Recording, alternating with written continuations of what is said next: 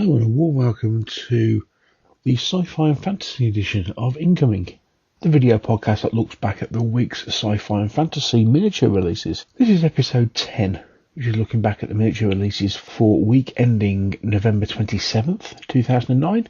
And as always, I'm your host Neil Shook. Quite a few new sci-fi releases this week, a lot of high quality ones actually, so a really good selection to look at. So let's dive straight in. Number 10, first of a couple of new releases this week from Wyrd Miniatures. This is for their new Malifaux game, and this is a cherub. Quite an archetypal little figure, this one. Very unusual looking and obviously usable in games other than Malifaux. Very nicely detailed, which is a bit of a hallmark of Wyrd figures. They're always really good sculpts. So one of my favourite releases for this week from Wyrd. Number 9, new release from Mantic Games. Following on from their recent Plastic Elven Army, here we have the King's Court, which is effectively a collection of command figures. Some nice looking heroes here, a particularly striking standard bearer. And so Mantic are continuing to produce a more unusual take on elves. Good stuff, well worth checking out. Number 8, we have a bit of a festive release from Artisan, but this was unusual enough to make it into my top 10. This is a Pulp Santa. Here's the Santa dressed a little bit more for war with a flying cap and pistol on his belt. A slightly unusual take on Old St. Nick, but a very well sculpted figure, and there's something about this that really appeals. And number 7, the first of 2 new releases this week from Pig Iron Productions. Pig Iron have got quite a good tradition now of producing some very good sci-fi models, and these are new special weapon troopers for their colony range rebels. So here we have a heavy gunner, missile launcher, sniper, and what appears to be almost like a sci-fi version of a Panzerfaust. But yet again, some really good, well-detailed sculpts from Pig Iron. These are one of my favourite companies when it comes down to producing 28mm sci-fi troops. Well worth a look. Number 6, we have my second Wyrd Miniatures release of the week, again for their Malifaux range. I can't remember if I featured this a couple of weeks ago, but this is their Copycat Killer, which seems to be some sort of crazy version of the Mad Hatter from Alice in Wonderland. And this is just an awesome little sculpt, it really is. So if you're wanting something a bit different, then check this model out. I think this would look awesome painted up as some sort of leprechaun as well. It has that kind of look about it, doesn't it? Again, an excellent figure for the Malifaux range from Wyrd. Into the top 5, and at number 5 we have a new release from Kingdom of Death. So the guys that produced that rather strange bounty hunter looking figure a few weeks ago. This is a Preacher. And whilst this is a fairly standard sculpt for this sort of cleric style figure, I was really struck with just how well the figure was sculpted. Excellent crisp detail, great facial features, an all-round really good model here from Kingdom of Death. Number 4, and one of a couple of new sculpts this week from Dark Sword Miniatures. A very unusual subject matter. This is called Sad Panda. It kind of reminds me a little bit of the panda out of the dream sequence from Kung Fu Panda, with the straw hat and the bow, but this one's obviously had a bit of a bad day. Not at all sure where this would fit in anybody's figure collection, but it's just a great model. On the odd occasion, you just see these things and go, wow, that's just fantastic. Yeah, getting the down in the mouth expression on the bear. It's just good stuff. Okay, top 3, and it's dwarves. Well, when it comes to dwarves, there are 2 main sculptors that vie for being the best in the business. One's Kev White, this is the other one, Bob Ollie. Here we see a new release from Cavalcade Games, and combining 2 of my favourite subjects, dwarves and samurai. You just can't go wrong really, can you? 3 great little sculpts here from Bob. I certainly hope there's more on the way in this range, hopefully kitted out in full samurai armour as opposed to these guys.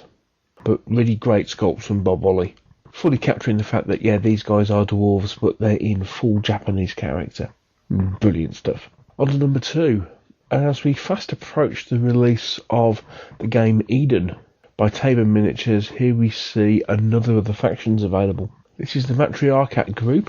I think this is probably one of my favourites so far. Yet again, it shows off just what a fantastic selection of figures is going to be available for this game. I think everything we've seen so far has been really high quality, and these are no different. Again, very stylistic, and just shows that they have a particular approach to the post-apocalyptic feel, which seems in part Mad Max, but something from completely elsewhere as well. And I'm continuing to be very impressed by these releases.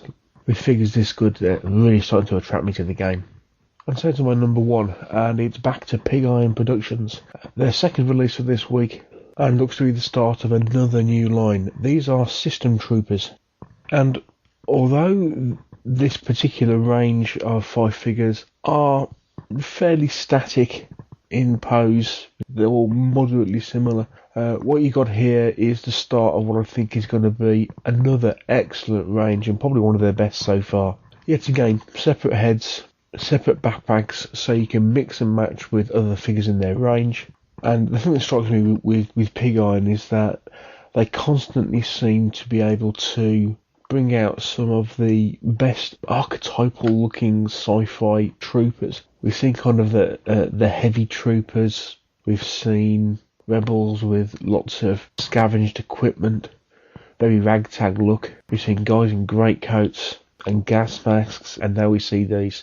If ever anyone is looking for a sci-fi range of troops, then these are fast becoming some of the best 28mm figures on the market. As you can probably tell, I'm a bit of a fan. Excellent stuff from Pig Iron, and I'm looking forward to other miniatures in this range, because if they do their usual job, these are going to be absolutely awesome.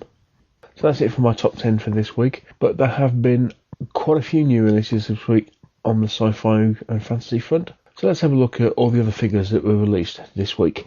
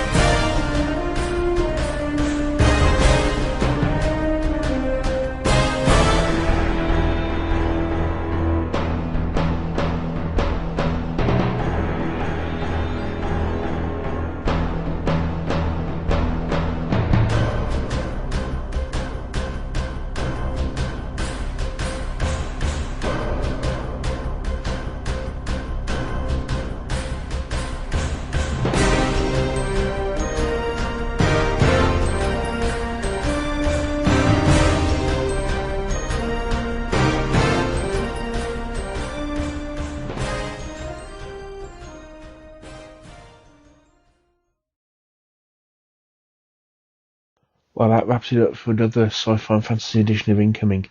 I hope you've spotted something of interest to you. Before I go, I'd just like to thank Zach at Tabletop Gaming News and Bill at the Miniatures page. Without these guys' hard work in posting miniatures news, this podcast wouldn't be possible. And also, if you've missed any editions of Incoming, you can always catch them on Warboots TV.